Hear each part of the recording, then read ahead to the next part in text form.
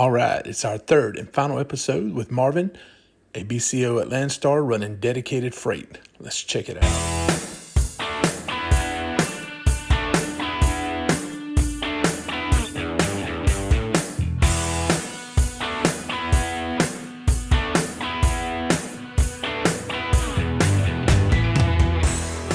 Oh, shoot.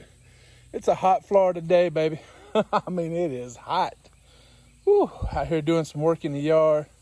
The driveway back over here, I was trimming that tree line, trying to get it down to where when I come in, I don't hit the CB antennas and break them. I've been nicking them every now and then coming through there, and I thought I'd trim them back some. I need to trim the hedges. They're getting out of control. And so I still got some work that needs to get done. But getting back on the road, making money, I think right now is the most important thing I need to get done. Truck's in the shop. That's why y'all ain't been hearing much from me. We did the live feeds, right, from North Carolina, and we had had to replace the injectors, right? So we replaced 6 injectors, all 6 of them. I put a brand new 6-pack in. Our good friends up there at Paramount Truck Service in in High Point, North Carolina, Clint and all those people up there, Yvette, all of his wife and all of them, great people. They helped us out with that. They saw where I was, heard about me having a coolant leak, so they called me to make sure I was okay. And I was like, yeah, I'm in the shop down here in Tallahassee, and we'll see if they can't get it fixed. I put the truck in the shop a week ago for a coolant leak. Woo, man, a week for a coolant leak. God almighty. It took 2 days to do 6-pack injectors. I talked to the mechanic working on my truck, and me and him both talked, and we kind of think that maybe what happened is the coolant lines that run along the passenger side of the motor and the transmission and everything, I'm guessing they go to the transmission cooler. Maybe they go back to the regen system. I'm not sure, but they run to the back, right, on the passenger side, and they run across the top up there and then down. And so the ones that go across the top is the ones I think leaking, not the ones on the bottom. But anyway, we think maybe it rubbed on the frame of the truck, and that's what caused the leak, a hole in the hose. But they're not 100% sure, so they're going to change out, put new hoses on it, and they're going to also replace the EGR valve that they think is also leaking. I think if it was me, I'd rather them just replace the hoses and let's see what happens then. And because I think what happened was I replaced all the hoses underneath the hood, around the motor. All those hoses have been replaced. High pressure clamps have been put on them to keep them from blowing any coolant out or anything. And I think all that pressure now is focused on the weaker hoses that have not been replaced. And I think that's what caused the leak, to be honest with you. And it might have been because I had bad injectors. I built up more pressure than normal.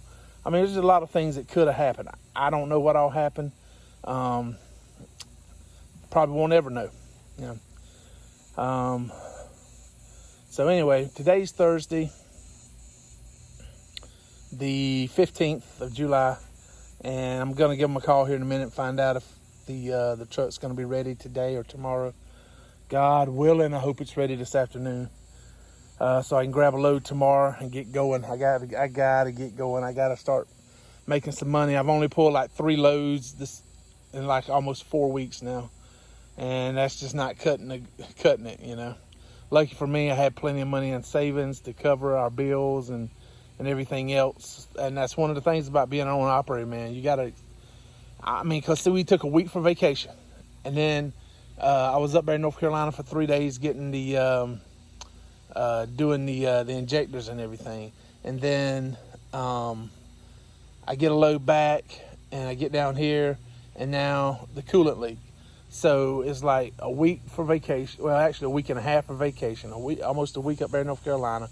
And now I've been down here another week. So, we're going on 4 weeks and only pull 3 loads. You That is not a combination for making money, man, I tell you. So anyway, we're going to find out and try to get going again. But I just want to give y'all a quick update, let you know what's going on, and to introduce the man of the hour, Mr. Marvin Farrell. Landstar BC over here that we've been doing these interviews with. We started talking, and it ended up being 45 minutes, you know. And I was like, there's no way I could put out a 45-minute interview. Nobody will watch it. Nobody will get any of the information because they'll miss out on all the stuff there at the end. So what I did was I broke it down into 3 separate segments. And so we're fixing to introduce right now Mr. Marvin, and we're going to do the final installment of the 3-part interview we did with him up in Greensboro, North Carolina. And a great BCO. He's doing a great job over here. And so I just wanted to give y'all a quick update on me, what's going on with me and the truck and everything. And also at the same time to let y'all know, thank you so much for watching this videos that we've done, this interview with Marvin. It means a lot to me. It means a lot to him. I know he was really happy to do the interview, and such a great guy, good, really good attitude. I really love his attitude. He's got a great attitude over here at Landstar, and I love it. And so anyway, we'll go ahead and we'll pick up where we left off. He was just about to tell us how much money he makes. Oh, hey man, can you loan me $1, man? Come on, Marvin. I know you're making the big money. Give me $1, man. Come on, loan me $1. All right, here we go. Let's catch the end of this interview, and we'll be back after it's over with. I mean, what can you do? Look, can I tell them how much money I'm making here? I'm home 3 times a week. I live in Baltimore. Pick up in BW out the airport there. Come to the airport here in Greensboro. 364 miles. That's 5 hours and 5.5 hours of driving. That's it, 6 hours total of driving. A lot of people out there working 8, 10 hours a day. I do that 5 days a week. I'm getting ready to do 5 days a week. 5 days a week. I'm home on Thursdays, home on Sundays and Mondays. In my bed. And my check, it's $3,800. This is after the Landstar cut. $3,800, $3,842. $3,842. Fuel, you take out fuel. I used $900 worth of fuel last week, so it brought it down to like 27, 28. But let's say my check was almost $2,400, and I had $450 going into escrow because of the 5 loads. So I really make about $2,800 a week, and that is actually my money. And I'm home 3 times a week. I know you guys are probably out there with Landstar, maybe making more a week, but are you home 3 times a week? You can be if you want to. I don't know, but I like the freedom that I have at home, and I'm making money. I'm making money. I'm enjoying this. So 10 grand a month. I mean, most people can live on 10 grand. 10 grand, net 10 grand a month. And you're not working. You work 6 hours a day. And when I come here on Friday, I leave BWI Friday morning at 1 o'clock. Now the hard part is driving throughout the night, trying to get some sleep during the daytime. But you make it down here 8 o'clock in the morning. The load not due here until 10:30.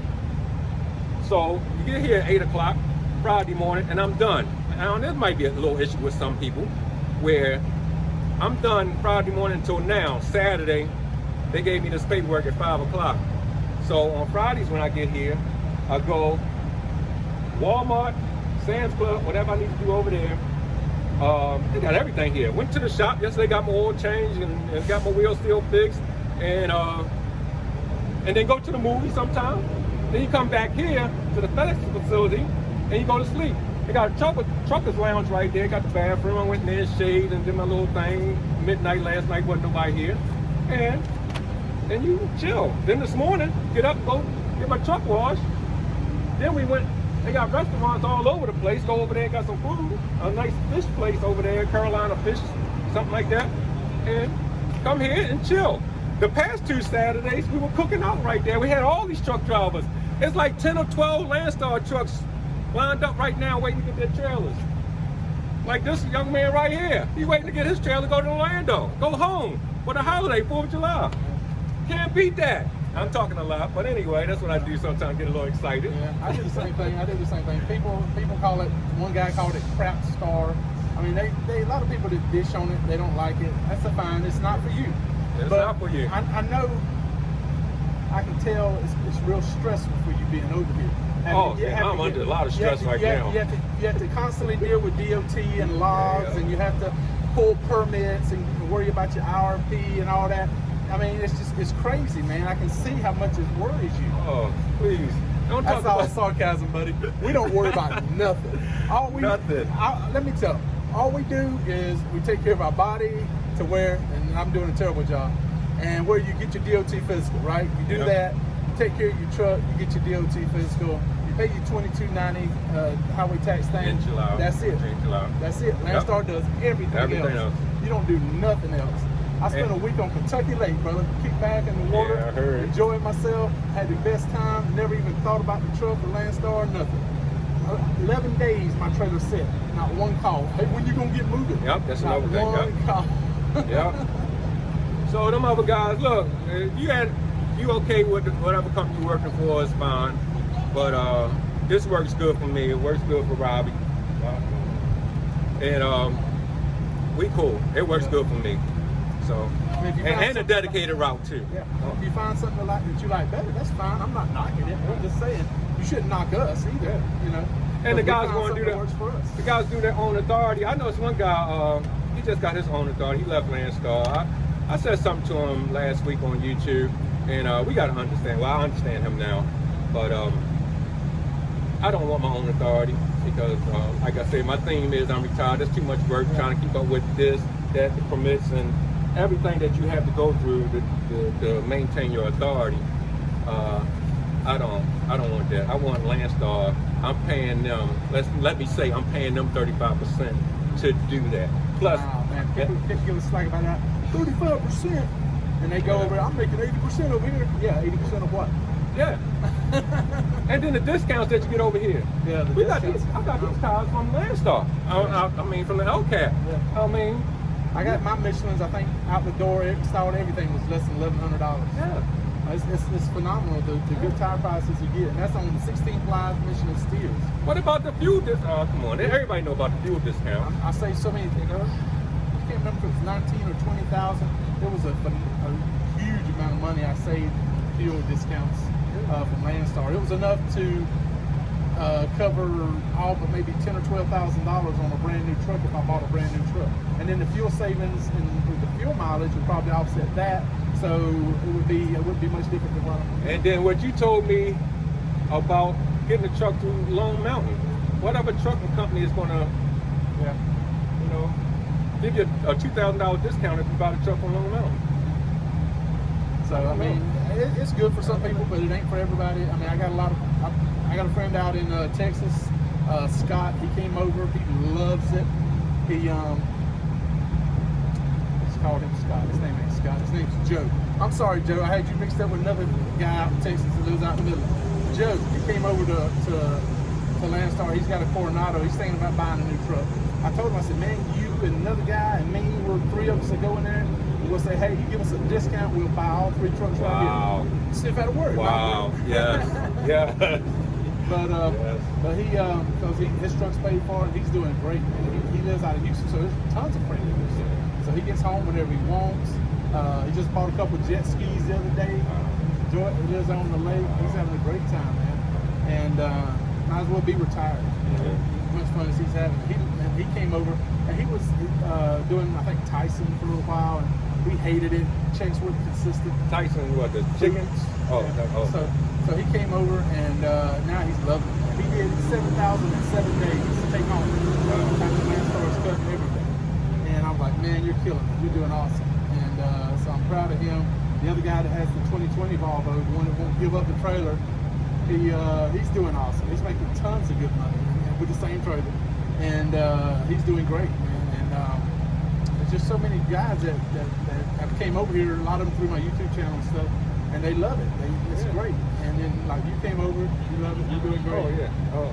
I mean, it's for some people and it's not for some people. So you just have to come over and try it out and see if you like it. But if you like freedom, picking where you want to go, when you want to go, if you want to haul heavy, light, medium, you know, it's up to you. You don't have to haul and those guys, which I don't want to do the flatbed like gangster, you know, the step deck and flatbed and stuff, but them guys, they making a killing. You know, they go and do that kind of work. Now, I'm not strapping and talking stuff like that, but the way them guys are making money over there, I said, wow. You can't picture this climbing up on the back of the trailer, man. It ain't happening. I have a hard enough time just climbing in and out of the back of trailers, blowing them out with that gum leaf blower. But yeah, I mean, there's so much money to be made over here. And Nathan Galloway, go check out his channel. He's a great guy. He's one of the first ones I reached out to when I decided to come back to Landstar, because I started watching YouTube and I saw him on YouTube, and I reached out to him and we talked on the phone for a good little bit before I came back. And so we've been friends ever since. We met up, I think, in Midway, Florida, not too far from where I live, and we got to talk and hang out. And he's a great guy. I really enjoy talking to him. And like I said, he's doing great, man. He's got 2 trucks, you know, so he's doing great. He's wanting to expand even more. He probably will within the next couple of years, especially if rates stay up like they are now. So that's one thing I'm not going to do, though. Even though putting a rookie on something like this shouldn't be bad, because the dropping hooks is not on the door. Well, when you go to Dulles, because we do Dulles, Virginia, the airport in Dulles, and sometimes you back the trailer on the door there. But other than that, the yard jockeys take it. The yard jockeys bring you your paperwork, you sign it, and when you get to, even tonight, when I get back to BWI, there's nobody going to be there at the facility. So what I do is just write drop and hook, the date and time, and then you just leave it on the trailer and go on home. That's how easy it is. You don't put it on the door, just drop it there. And because you can get a rookie that just got out of school, well, can't come here to Landstar, but you know, get the year in, which I had that once before, and a rookie tore my truck up. But I don't want to take a chance on doing that. I don't care how much money I make in Landstar or anywhere. I don't want to take the responsibility of, you know, it costing me more money. My guess is when you leave Landstar, you'll be debt free. That's my plan. I mean, I got maybe 10 years left in me. I know you can't tell. I probably look like, what, 30s, maybe, something like that. I'm actually 51. So how old are you? You mind saying? Oh, no, man. 59. 59. I started driving. Let me tell you when I stared driving. 40 years ago. 40 I thought years he was ago. going to say maybe 52 just to make me feel good. No. Okay. I started when I was 19. My uncle had a construction company, so I started in a dump truck.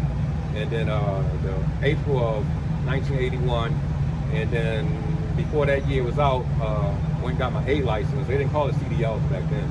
Went and got my A license, and then stayed with him with the construction for a couple years, and then went regional. Well, we call it regional. Did some St. Louis and Chicago and Atlanta, and then the post office called me in '86, and I went in there, and that's when CDL started. Somewhere in the late '80s, where you know you just had to transfer your license over to CDL for some reason. So I was out 40 years. I was 16 in '86, and that's when my driving career started. I was hauling produce for my uncle. Yeah. 16 years old. Where you at 16? You drive something like that in the country somewhere. It was a straight body truck. It was a straight body truck. It wasn't an 18-wheeler. Yeah. But that was in South Georgia. Yeah, somewhere in the country. We call it country. Yeah, so definitely in the country. Yeah. Up to Columbus, Georgia, to the farmer's market. I'd haul it out of North Florida up there to Columbus, Georgia. And we never went through no DOT scales or nothing like that. Right. You know, it just didn't even have what they call it on the side, the numbers and all that stuff on the side. None of that. It's just a regular straight body truck. They didn't ever bother us being hauling produce. I don't remember being bothered when I got on the road back then, because logbooks. Yeah. I remember going from Baltimore to Atlanta and Atlanta back to Baltimore. I don't even remember filling out a logbook, even though they stopped me at the scale on 85 near Petersburg and told me to bring my paperwork in there, but I don't remember logbook or nothing back then. Yeah. I know we had it. Yeah. That's a lot easier back in the day than it is now with DOT. They're a lot more stricter. I think we're the most regulated industry in across the board. You wasn't around you wasn't driving when they had the strike. I was driving dump trucks when they had a strike back in 81, 82, 83, when truckers actually striked. And the only thing was the food trucks. Like I remember Giant Food, where they had respect on the side of the trailers and the trucks, so that guys wouldn't, but they would let them pass. But other truck drivers, no, they're not supposed to be on the road. And I think that's when they stopped that deregulation, or they started the regulation, or whichever one is, vice versa, when guys wasn't making as much money after that. Some of you old heads might know what I'm talking about. That strike back in early 80s. That didn't affect me. I was driving dump trucks at the time, so I didn't know. Man, I gotta let you go because I've been holding you up for so long. We've been talking 41 minutes, man. Yeah. Long time. I'm still gonna be in the house by midnight.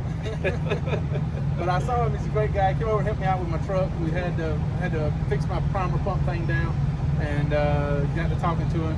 And if I hadn't been sleeping so much, I might could have called it with you earlier in the day. But I came here and crashed into bed. Look. When he got here, because I sleep here on Friday nights, and I had my windows open. I heard a truck pull up, and I looked. I said, "What? Oh man, there's trucker table! Look, trucker table right next to me." And he's looking at my truck. My truck is filthy. I had to go. I had to get up and go get my truck clean. Cause I couldn't let you leave. I was sound asleep. And then where's Duckman? I said, "Oh, I get to meet Duckman, but he don't have Duckman with you today." So I said, "Damn," because that's a beautiful dog. Yeah, he's awesome. He's fun. Yeah. I'll show you some video before we leave. Some private video my wife sent me the other day. Whoa! Because he's at the house and he stays in her lap most of the time when he's home. Okay. And so he's spoiled rotten. He loves this truck. Man. I ain't lying. He has so much fun on the road, and he'll be with me as soon as I can get back home, pick him up, and we'll probably get back up here because I don't know. I won't be able to get one of these loads because I think I'm just filling in for somebody that's off. No, it's always something. Sometimes it's a guy, him and his wife, because a lot of teams do this, and I didn't see him today because they park down there all the time with a Western Star. Usually, there's nobody regular today that I see here. Landstar. Yeah, Landstar, because there's like 10 or 12 of us here. I think it was Ashley I spoke with. I'm not sure. The young lady? Yeah. Oh no, on the agency. Oh, we talked to Ashley. We talked to Leah or Heather. Heather. And so I'll have to shoot her an email, let her know when I'm going to be back up here. Maybe she can hook me up with another load and bring back the duck bin by and let you see him. Oh, yeah. Beautiful dog. I ain't kidding. Yeah. But, man, I appreciate you taking the time to talk to me. I really do. You're welcome. I'm glad to meet you, man. It was great for me to be able to talk to somebody else. And thank you for the shirt. You got me the shirt. And this might be your logo. No, not your logo. I don't know. He might not can see my window with my hood up. Oh, that's. He might look at your truck number also. Yeah. But it was great getting to talk to you, man. I appreciate you taking the time to enlighten some people about Landstar and stuff, and giving somebody else's perspective other than mine. Yes. A great company. All right. We'll talk to you later.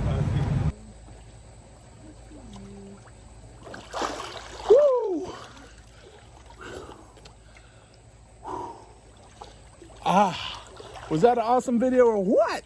That was awesome.